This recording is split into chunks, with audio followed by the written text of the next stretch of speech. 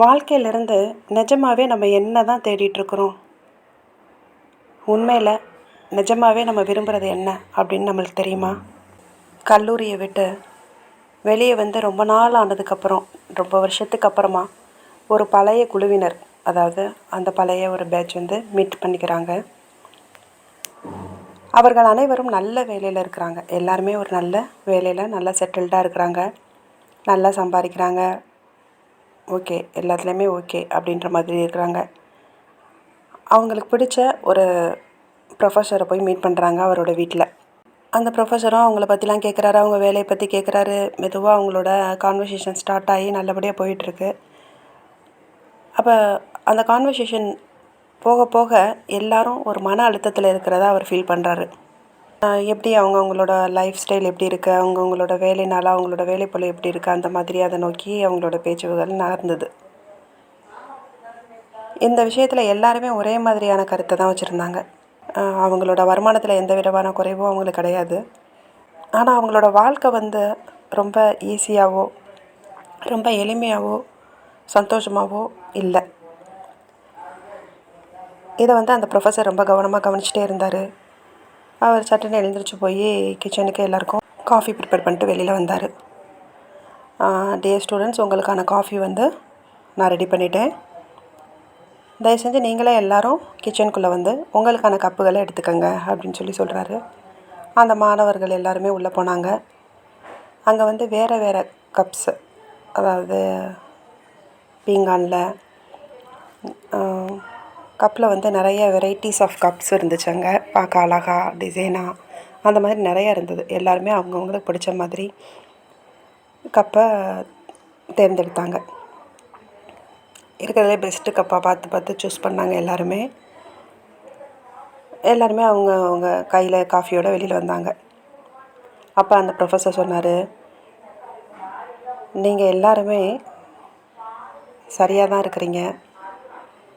ஆனால் நீங்கள் வந்து ரொம்ப காஸ்ட்லியான கப்பாக, ரொம்ப அழகான கப்பாக பார்த்து தேர்ந்தெடுத்தீங்க. அதில் உங்களோட கவனம் ஃபுல்லாக செலுத்துனீங்க. சாதாரணமான கப்பை நோக்கி யாரோட கவனமே போகவே இல்லை. ஒரு பக்கம் பார்த்தா அது சாதாரணமானது தான், ஆனால் அது உங்களுக்கு மிகச்சிறந்தது தான் எடுத்தது என்பது இன்னொரு பக்கம் பார்த்தா அது நம்மளோட வாழ்க்கையோட பிரச்சனைகளையும் மேலும் மன அழுத்தத்தையும் கொண்டு வருது. இதில் ஒன்று உறுதி, அதாவது அந்த கப்பானது காப்பியின் தன்மையை மாற்ற போகிறது கிடையாது. உள்ளே இருக்கிற காஃபி ஒன்று தான் எல்லாத்துலேயும். அது வெறுமனே நீங்கள் காஃபியை குடிக்க பயன்படுத்தக்கூடிய ஒரு வழிமுறை மட்டும்தான். அடிப்படையில் உங்களுக்கு தேவையானது என்னென்னா காஃபி மட்டும்தான், கப் இல்லை. ஆனால் இன்னும் கூட நம்ம எல்லாருமே என்ன பண்ணுறோம் அப்படின்னா, ஒரு நல்ல கப்பெல்லாம் நம்ம சூஸ் பண்ணி எடுத்துகிட்டு வந்ததுக்கப்புறமும் நீங்கள் மற்றவங்களோட கப்பை தான் பார்த்துட்டே இருக்கீங்க. இப்போ இதை கவனமாக கவனிங்க. இந்த வாழ்க்கையில் இந்த வாழ்க்கைன்றதே ஒரு காஃபி மாதிரி தான். நமது வேலைகள், பணம், பதவி இவையாவும் அந்த கப்பு மாதிரி. அது எல்லாமே வழிமுறை தான் தவிர வாழ்க்கை இல்லை. நம்மிடம் இருக்கிற கப்பு நமது வாழ்க்கையை விவரிக்கவோ அல்லது நமது வாழ்க்கையை மாற்றவோ செய்து விடாது. அதனால தான் காஃபியை பற்றி கவலைப்படுங்க, கப்பை பற்றி இல்லை அப்படின்னு சொல்கிறேன். எல்லா பொருட்கள்லையுமே மிகச்சிறந்ததை வைத்திருப்பவர்கள் தான் மிகவும் மகிழ்ச்சியானவர்களாக இந்த உலகத்தில் இருக்கிறாங்க அப்படின்றது இல்லை.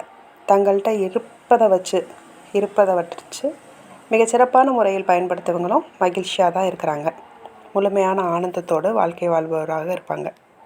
புன்சிரிப்பு, நம்மளோட எளிமை, மேலும் இதயபூர்வமான அன்பு, இவை நம் வாழ்க்கையை முழுவதுமாக குதூகலமிக்கதாக அடைய செய்யும். மகிழ்ச்சி என்பது வெளிப்புற காரணிகளை சார்ந்ததல்ல.